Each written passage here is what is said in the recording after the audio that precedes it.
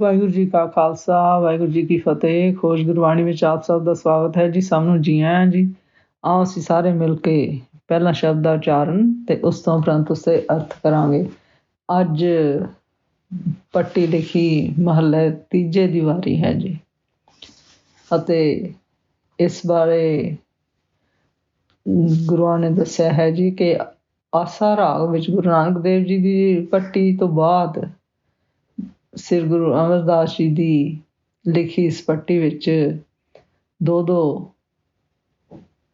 ਤੁਕਾਂ ਦੇ ਕੁੱਲ 18 ਸਲੋਕ ਹਨ ਜੀ, ਅਤੇ ਪਹਿਲੇ ਤੋਂ ਬਾਅਦ ਦੋ ਤੁਕਾਂ ਦਾ ਰਹਾਓ ਹੈ ਜੀ, ਜਿਸ ਵਿੱਚ ਦੁਨਿਆਵੀ ਲੇਖਾ ਜਾਂ ਲਿਖਣ ਵਿਧੀ ਦਾ ਪੜ੍ਹਨਾ ਵਿਅਰਥ ਦੱਸ ਕੇ ਗੁਰਮੁਖ ਜਗਿਆਸੂਆਂ ਨੂੰ ਤਕਦੀਰ ਦਿੱਤੀ ਹੈ ਕਿ ਵਾਸਤਵਿਕ ਲੇਖਾ ਦੇਣਾ ਤਾਂ ਅਜੇ ਸਿਰ 'ਤੇ ਬਾਕੀ ਪਿਆ ਹੈ ਜੀ। ਪੰਜਾਬੀ ਵਿੱਚ ਪੱਟੀ ਕਾਵਿ ਰੂਪ ਦੀ ਵਰਤੋਂ ਪਹਿਲਾਂ ਸ੍ਰੀ ਗੁਰੂ ਨਾਨਕ ਦੇਵ ਜੀ ਨੇ ਕੀਤੀ ਸੀ ਜੀ, ਅਤੇ ਫਿਰ ਸ੍ਰੀ ਗੁਰੂ ਅਮਰਦਾਸ ਜੀ ਨੇ ਵੀ ਉਸੇ ਪਰੰਪਰਾ ਵਿੱਚ ਇਸ ਪੱਟੀ ਦੀ ਰਚਨਾ ਕੀਤੀ ਪ੍ਰਤੀਤ ਹੁੰਦੀ ਹੈ। ਸਾਡੇ ਇਤਿਹਾਸਕਾਰਾਂ ਦਾ ਕਹਿਣਾ ਹੈ ਜੀ। ਪਰ ਇਹਨਾਂ ਦੋਵਾਂ ਪੱਟੀਆਂ ਦਾ ਅੱਖਰ ਕਰਮ ਇੱਕ ਸਮਾਨ ਨਹੀਂ ਹੈ ਜੀ। ਇਹਨਾਂ ਅੱਖਰਾਂ ਦੀ ਅਧਿਆਤਮਕ ਵਿਆਖਿਆ ਰਾਹੀਂ ਗੁਰੂ ਜੀ ਨੇ ਪੜ੍ਹੇ ਲਿਖੇ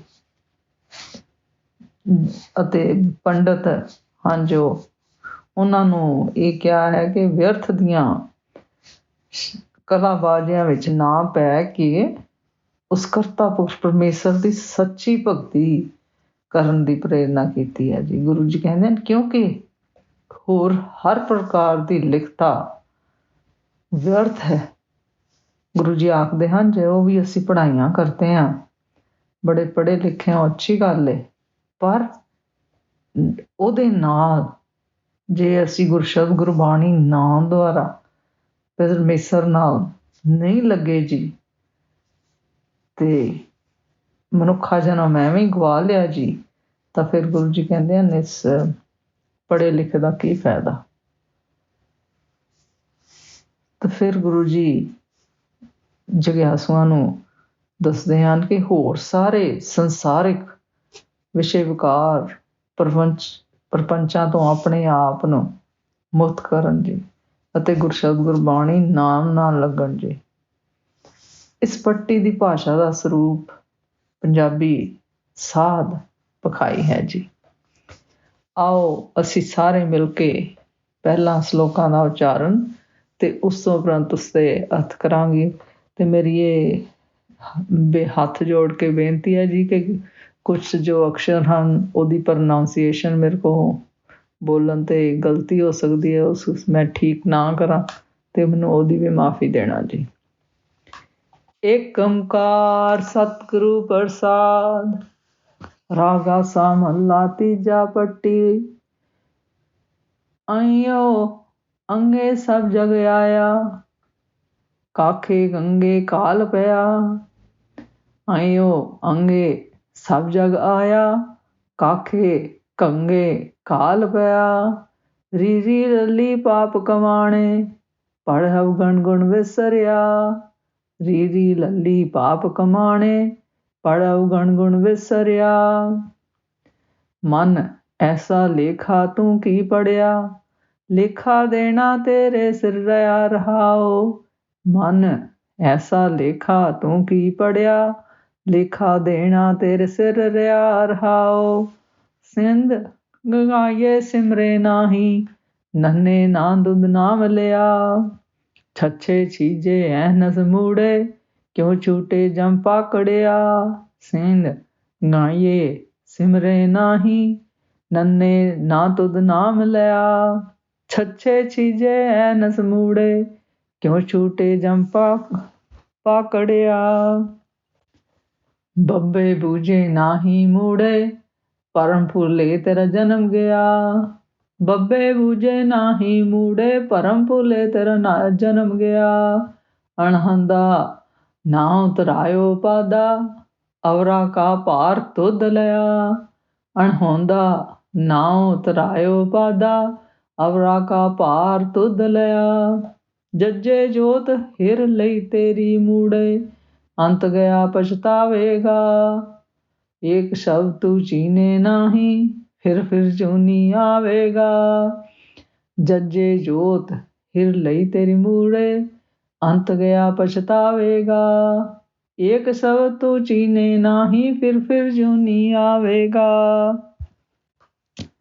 ਅੰਗੋ ਨੰਗੇ ਅੱਖਰ ਦੁਆਰਾ ਗੁਰੂ ਜੀ ਉਪਦੇਸ਼ ਦਿੰਦੇ ਹਨ ਜੀ ਕਿ ਇਹ ਸਾਰਾ ਸੰਸਾਰ, ਸਾਰੀ ਸ੍ਰਿਸ਼ਟੀ ਜੋ ਉਤਪੰਨ ਹੋਈ ਹੈ, ਜੋ ਹੋਂਦ ਵਿੱਚ ਆਈ ਹੈ, ਉਹ ਕਾਖੇ ਅੰਗੇ ਦੁਆਰਾ ਪਤਾ ਲੱਗਦਾ ਹੈ ਜੀ ਕਿ ਇਹਨਾਂ ਸਭਨਾਂ ਦੇ ਸਿਰ ਉੱਤੇ ਕਾਲ ਖੜਾ ਹੈ ਜੀ। ਰੀਰੀ ਲਿਰਲੀ ਅੱਖਰਾਂ ਦੁਆਰਾ ਗੁਰੂ ਜੀ ਉਪਦੇਸ਼ ਯਾਦ ਕਰਾਉਂਦੇ ਹਨ ਕਿ ਸੰਸਾਰ ਤੇ ਆਏ ਜੀਵ ਨੇ ਪਾਪ ਕਮਾਣੇ ਸ਼ੁਰੂ ਕਰ ਦਿੱਤੇ ਹਨ ਜੀ, ਤੇ ਅਗੁਣਾ ਵਿੱਚ ਪੈ ਕੇ ਗੁਣਾਂ ਨੂੰ ਭੁੱਲ ਗਿਆ ਹੈ ਜੀ। ਭਾਵ ਗੁਰੂ ਜੀ ਦੱਸਦੇ ਹਨ ਕਿ ਅੰਗੋ ਅੰਗੇ ਅੱਖਰ ਦੁਆਰਾ ਗੁਰੂ ਜੀ ਉਪਦੇਸ਼ ਦਿੰਦੇ ਹਨ ਕਿ ਇਹ ਸਾਰੀ ਸ੍ਰਿਸ਼ਟੀ ਹੋਂਦ ਵਿੱਚ ਜੋ ਆਈ ਹੈ, ਕਾਖੇ ਅੰਗੇ ਦਾ ਉਪਦੇਸ਼ ਦੁਆਰਾ ਦੱਸਦੇ ਹਨ ਕਿ ਇਹ ਸਾਰੀ ਸ੍ਰਿਸ਼ਟੀ ਉੱਤੇ ਕਾਲ ਖਲੋਤਾ ਹੈ ਜੀ। ਭਾਵ ਮੌਤ ਖਲੋਤੀ ਹੈ। ਜੋ ਜਨਮਿਆ ਉਹਨੇ ਮਰਨਾ ਹੈ ਜੀ। ਹਰ ਇੱਕ ਚੀਜ਼ ਦਾ ਅੰਤ ਹੈ। ਜੋ ਹੋਂਦ ਵਿੱਚ ਆਇਆ, ਜੋ ਜਨਮਿਆ। ਤੇ ਰੀਰੀ ਅਤੇ ਲੱਲੀ ਤੋਂ ਉਪਦੇਸ਼ ਹੈ ਜੀ ਕਿ ਇਸ ਜਗਤ ਸੰਸਾਰ ਵਿੱਚ ਆਏ ਸਾਰੇ ਜੀਵ ਮਨੁੱਖ ਆਪਣੇ ਅਸਲ ਨੂੰ ਭੁੱਲ ਕੇ ਕਿ ਉਹ ਕਿਸ ਲਈ ਆਏ ਹਨ, ਪਾਪ ਕਮਾਉਣੇ ਸ਼ੁਰੂ ਕਰਦੇ ਹਨ ਜੀ। ਅਤੇ ਅਵਗੁਣਾ ਰੂਪ ਵਿਸ਼ੇ ਵਿਕਾਰਾਂ ਵਿੱਚ ਪੈ ਕੇ ਆਪਣੇ ਗੁਣਾਂ ਨੂੰ ਭੁੱਲ ਗਏ ਹਨ ਜੀ। ਗੁਰਸ਼ਬਦ ਗੁਰਬਾਣੀ ਨਾਮ ਦੇ ਅਸਲ ਨੂੰ ਭੁੱਲ ਗਏ ਹਨ ਜੀ। ਫਿਰ ਗੁਰੂ ਜੀ ਰਹਾਉ ਵਾਲੇ ਸ਼ਲੋਕ ਵਿੱਚ ਦੱਸਦੇ ਹਨ, ਮਨ ਐਸਾ ਲੇਖਾ ਤੂੰ ਕੀ ਪੜਿਆ, ਲੇਖਾ ਦੇਣਾ ਤੇਰੇ ਸਿਰ ਰਿਹਾ ਰਹਾਉ। ਗੁਰੂ ਜੀ ਉਪਦੇਸ਼ ਦਿੰਦੇ ਹਨ ਜੀ ਕਿ ਤੂੰ ਕਿਹੋ ਜਿਹਾ ਹਿਸਾਬ ਕਿਤਾਬ ਪੜ੍ਹਿਆ ਹੋਇਆ ਹੈ, ਤੂੰ ਕਿਸ ਤਰ੍ਹਾਂ ਦਾ ਪੜ੍ਹਾਈਆਂ ਕੀਤੀਆਂ, ਜਦ ਕਿ ਜਿਹੜਾ ਲੇਖਾ ਹੈ ਉਹ ਤੇਰਾ ਸਿਰ ਦੇਣਾ ਸਾਰਾ ਹੀ ਬਾਕੀ ਹੈ। ਤੂੰ ਕਿਹੜੀਆਂ ਜ਼ਿੰਮੇਵਾਰੀਆਂ ਦਾ ਭਾਰ ਸਿਰ ਤੇ ਚੁੱਕੀ ਫਿਰਦਾ ਹੈ ਜੀ ਰਹਾਉ। ਭਾਵ ਗੁਰੂ ਜੀ ਆਖਦੇ ਹਨ, ਹੇ ਮਨ, ਤੂੰ ਵਿਸ਼ੇ ਵਿਕਾਰਾਂ ਵਿੱਚ ਪੈ ਕੇ ਕਿਹੜੀਆਂ ਪੜ੍ਹਾਈਆਂ ਕਰ ਲਈਆਂ ਹਨ। ਕਿਉਂਕਿ ਜਿਹੜੇ ਤੂੰ ਇਹ ਕਰਮ ਕੀਤੇ ਹਨ ਜੀ, ਉਹਨਾਂ ਦਾ ਲੇਖਾ ਦੇਖਾ ਤੂੰ ਕਦੋਂ ਦੇਂਗਾ ਜੀ ਰਹਾਉ। ਫਿਰ ਗੁਰੂ ਜੀ ਦੂਸਰੇ ਸ਼ਲੋਕ ਵਿੱਚ ਕਹਿੰਦੇ ਹਨ, ਸਿੰਧ ਗਾਈਏ ਸਿਮਰੇ ਨਾਹੀਂ, ਨੰਨੇ ਨਾ ਤੁਧ ਨਾਮ ਲਿਆ, ਛੱਛੇ ਛੀਜੇ ਐਨ ਹਸਮੂੜੇ, ਕਿਉਂ ਛੂਟੇ ਜਮ ਪਾਕੜਿਆ। ਸਿੰਧ ਗਾਈਏ ਦੁਆਰਾ ਗੁਰੂ ਜੀ ਉਪਦੇਸ਼ ਦਿੰਦੇ ਹਨ ਜੀ ਕਿ ਹੇ ਜੀਵ ਮਨੁੱਖ, ਤੂੰ ਜਗਤ ਦੇ ਮਾਲਕ ਪਰਮੇਸ਼ਰ ਦੇ ਗੁਰਸ਼ਬਦ ਗੁਰਬਾਣੀ ਨਾਮ ਨੂੰ ਸਿਮਰਦਾ ਨਹੀਂ ਜੀ। ਨੰਨੇ ਅੱਖਰ ਦੁਆਰਾ ਗੁਰੂ ਜੀ ਉਪਦੇਸ਼ ਦਿੰਦੇ ਹਨ ਜੀ ਕਿ ਕਦੇ ਵੀ ਤੂੰ ਪਰਮੇਸ਼ਰ ਦਾ ਨਾਮ ਨਹੀਂ ਜਪਿਆ ਜੀ। ਤੇ ਫਿਰ ਛੱਛੇ ਅੱਖਰ ਦੁਆਰਾ ਗੁਰੂ ਜੀ ਉਪਦੇਸ਼ ਦਿੰਦੇ ਹਨ ਜੀ ਕਿ ਹੇ ਮੂਰਖ ਜੀਵ, ਆਪਣੇ ਆਪ ਵੱਲ ਵੇਖ, ਆਪਣੇ ਜੀਵਨ ਵੱਲ ਵੇਖ, ਆਪਣੇ ਸਰੀਰ ਵੱਲ ਵੇਖ। ਇਹ ਜੋ ਵੀ ਤੂੰ ਕਰ ਰਿਹਾ ਹੈ ਉਹਨਾਂ ਦਾ ਅੰਤ ਜਲਦੀ ਹੋ ਜਾਣਾ ਹੈ ਜੀ। ਆਪਣੇ ਸਰੀਰ ਵੱਲ ਵੇਖ, ਉਮਰ ਘਟਦੀ ਜਾ ਰਹੀ ਹੈ। ਉਮਰ ਘਟਦੀ ਜਾਣ ਕਰਕੇ ਤੇਰੇ ਸਰੀਰ ਕਮਜ਼ੋਰ ਹੋ ਰਿਹਾ ਹੈ, ਭਾਵ ਤੂੰ ਬੁੱਢਾ ਹੋ ਰਿਹਾ, ਅਤੇ ਇੱਕ ਦਿਨ ਮੌਤ ਨੇ ਆ ਜਾਣਾ ਹੈ ਜੀ। ਫਿਰ ਉਸ ਤੋਂ ਤੈਨੂੰ ਕੌਣ ਬਚਾਏਗਾ? ਇੱਕ ਦਿਨ ਤੈਨੂੰ ਜਮਾ ਨੇ ਪਕੜ ਕੇ ਲੈ ਜਾਣਾ ਹੈ ਜੀ। ਭਾਵ ਗੁਰੂ ਜੀ ਆਖਦੇ ਹਨ, ਹੇ ਜੀ ਪ੍ਰਾਣੀ, ਤੂੰ ਪੱਟੀ ਲਿਖਣ ਤੋਂ ਪਹਿਲਾਂ ਗੁਰਸ਼ਬਦ ਗੁਰਬਾਣੀ ਨਾਮ ਨੂੰ ਸਿਮਰਦਾ ਕਿਉਂ ਨਹੀਂ ਜੀ? ਤੂੰ ਕਦੇ ਵੀ, ਇਹ ਮੂਰਖ, ਗੁਰਸ਼ਬਦ ਗੁਰਬਾਣੀ ਨਾਮ ਨਹੀਂ ਸਿਮਰਿਆ ਜੀ, ਅਤੇ ਤੂੰ ਦਿਨ ਰਾਤ ਛਿਜ ਰਿਹਾ ਹੈ ਜੀ। ਭਾਵ ਤੇਰੇ ਸਰੀਰ ਕਮਜ਼ੋਰ ਹੋ ਰਿਹਾ ਹੈ ਜੀ, ਜ਼ਿੰਦਗੀ ਬੀਤਦੀ ਜਾ ਰਹੀ ਹੈ ਜੀ, ਬੁੱਢਾ ਹੋ ਰਿਹਾ ਹੈ ਜੀ। ਫਿਰ ਗੁਰੂ ਜੀ ਕਹਿੰਦੇ ਹਨ, ਇਹ ਜਦੋਂ ਫਿਰ ਘਟਦੀ ਜ਼ਿੰਦਗੀ ਇੱਕ ਦਿਨ ਖਤਮ ਹੋ ਜਾਣੀ ਹੈ ਜੀ, ਮੌਤ ਸਿਰ ਤੇ ਆ ਜਾਣੀ ਹੈ, ਤੇ ਜਨ ਭਗਤ ਤੈਨੂੰ ਪਕੜ ਕੇ ਲੈ ਜਾਣਗੇ। ਉਹਨਾਂ ਤੋਂ ਤੂੰ ਕਿਸ ਤਰ੍ਹਾਂ ਮੁਕਤ ਹੋਏਗਾ ਜੀ? ਭਾਵ ਫਿਰ ਤੂੰ ਜੋ ਵਿਸ਼ੇ ਵਿਕਾਰਾਂ ਵਿੱਚ ਫਸਿਆ ਰਿਹਾ ਹੈ, ਉਹਨਾਂ ਤੋਂ ਕਿਸ ਤਰ੍ਹਾਂ ਖਲਾਸ ਹੋਵੇਗਾ ਜੀ? ਤੀਸਰੇ ਸ਼ਲੋਕ ਵਿੱਚ ਗੁਰੂ ਜੀ ਦੱਸਦੇ ਹਨ, ਬੱਬੇ ਬੂਝੇ ਨਾਹੀ ਮੂੜੇ, ਭਰਮ ਭੂਲੇ ਤੇਰਾ ਜਨਮ ਗਿਆ, ਅਣਹਨ ਦਾ ਨਾਉ ਧਰਾਇਓ ਪਾਦਾ, ਅਵਰ ਕਾ ਭਾਰ ਤੁਧ ਲਿਆ। ਬੱਬੇ ਅੱਖਰ ਦੁਆਰਾ ਗੁਰੂ ਜੀ ਉਪਦੇਸ਼ ਦਿੰਦੇ ਹਨ ਜੀ ਕਿ ਹੇ ਪੜ੍ਹੇ ਲਿਖੇ ਮੂਰਖ ਜੀਵ, ਤੂੰ ਆਪਣੇ ਆਪ ਨੂੰ ਪੜ੍ਹ ਲਿਖੇ, ਬੜਾ ਮਹਾਨ ਪੜ੍ਹਿਆ ਲਿਖਿਆ ਪੰਡਤ ਭਾਵ ਵੀ ਸਭ ਕੁਝ ਜਾਣਦਾ ਹੈ, ਪਰ ਤੂੰ ਅਸਲੀਅਤ ਨੂੰ ਸਮਝਿਆ ਹੀ ਨਹੀਂ, ਤੇ ਸੰਸਾਰਿਕ ਭਰਮ ਭੁਲੇਖਿਆਂ ਵਿੱਚ ਪੈ ਕੇ ਤੂੰ ਆਪਣਾ ਜਨਮ ਹੈ ਜੋ ਮਨੁੱਖਾ ਜਨਮ ਜੋ ਹੈ ਉਹ ਵਿਅਰਥ ਹੀ ਗਵਾ ਲਿਆ ਹੈ ਜੀ। ਤੇ ਗੁਰੂ ਜੀ ਕਹਿੰਦੇ ਹਨ ਕਿ ਪਾਂਦੇ ਵਾਲੇ ਗੁਣ ਨਾ ਹੁੰਦੇ ਬਾਵਜੂਦ ਵੀ ਤੂੰ ਆਪਣਾ ਨਾਮ ਪਾਂਦਾ ਰੱਖ ਲਿਆ ਹੈ ਜੀ। ਭਾਵ ਕਿ ਤੂੰ ਕਿਹੜੀਆਂ ਪੜ੍ਹਾਈਆਂ ਕਰਕੇ ਦੂਸਰਿਆਂ ਨੂੰ ਪੜ੍ਹਾਉਂਦਾ ਪਿਆ ਹੈ, ਜਦ ਕਿ ਤੂੰ ਆਪ ਹੀ ਅਸਲ ਨਹੀਂ ਪੜ੍ਹਿਆ ਹੋਇਆ ਜੀ। ਇਸ ਤਰ੍ਹਾਂ ਝੂਠ ਬੋਲ ਬੋਲ ਕੇ ਹੋਰਨਾਂ ਦਾ ਭਾਰ ਵੀ ਤੂੰ ਆਪਣੇ ਸਿਰ ਤੇ ਚੁੱਕੀ ਜਾ ਰਿਹਾ ਹੈ ਜੀ। ਭਾਵ ਬੱਬੇ ਅੱਖਰ ਦੁਆਰਾ ਗੁਰੂ ਜੀ ਉਪਦੇਸ਼ ਦਿੰਦੇ ਹਨ ਕਿ ਹੇ ਪੜ੍ਹੇ ਲਿਖੇ ਜੀਵ, ਤੂੰ ਇਹ ਕਿਉਂ ਨਹੀਂ ਸਮਝਦਾ ਤੇ ਕਿਹੜੇ ਭਰਮ ਭੁਲੇਖਿਆਂ ਵਿੱਚ ਆਪਣਾ ਮਨੁੱਖਾ ਜਨਮ ਨਸ਼ਟ ਕਰ ਰਿਹਾ ਹੈ ਜੀ।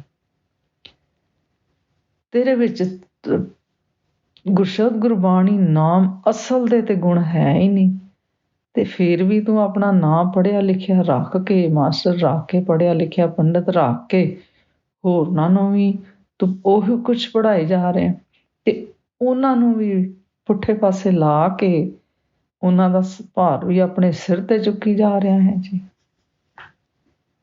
ਫਿਰ ਚੌਥੇ ਸ਼ਲੋਕ ਵਿੱਚ ਗੁਰੂ ਜੀ ਆਖਦੇ ਹਨ, ਜੱਜੇ ਜੋਤ ਹੀਰ ਲਈ ਤੇਰੇ ਮੂੜੇ, ਅੰਤ ਗਿਆ ਪਛਤਾਵੇਗਾ, ਏਕ ਸ਼ਬਦ ਤੂੰ ਚੀਨੇ ਨਾਹੀਂ, ਫਿਰ ਜੂਨੀ ਆਵੇਗਾ।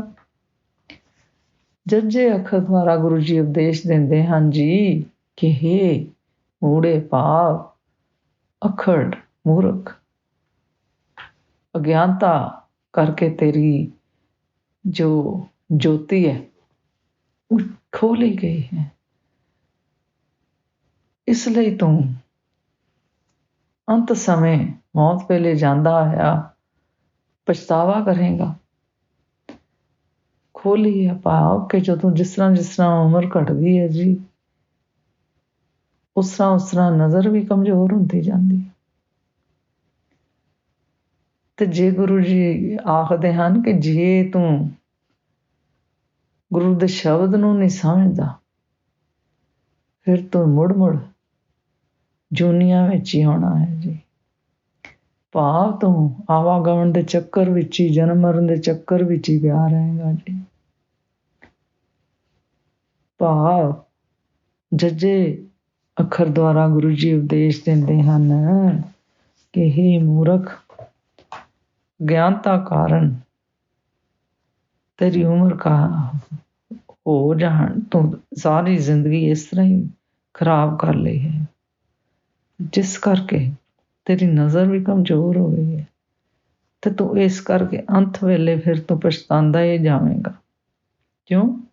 ਕਿਉਂਕਿ ਤੂੰ ਕੇਵਲ ਅਤੇ ਕੇਵਲ ਪਰਮੇਸ਼ਰ ਦੇ ਇੱਕ ਗੁਰਸ਼ਬਦ ਗੁਰਬਾਣੀ ਨਾਮ ਨੂੰ ਹੀ ਨਹੀਂ ਸਮਝਿਆ, ਜਿਸ ਕਰਕੇ ਤੂੰ ਬਾਰ-ਬਾਰ ਜੂਨਾ ਚਾਹਾਂਗਾ ਆਵੇਂਗਾ ਜੀ, ਆਵਾਗਮਨ ਦੇ ਚੱਕਰ ਵਿੱਚ ਪਿਆ ਰਵੇਂਗਾ ਜੀ। ਅੱਜ ਦਾ ਵਿਚਾਰ ਕਰਦਿਆਂ ਮੇਰੇ ਕੋਲ ਅਨੇਕਾਂ ਭੁੱਲਾਂ ਹੋਈਆਂ ਹੋਣਗੀਆਂ, ਉਸ ਵਾਸਤੇ ਮੈਂ ਖਿਮਾ ਦੀ ਜਾਚਕ ਹਾਂ ਜੀ। ਵਾਹਿਗੁਰੂ ਜੀ ਕਾ ਖਾਲਸਾ, ਵਾਹਿਗੁਰੂ ਜੀ ਕੀ ਫਤਿਹ।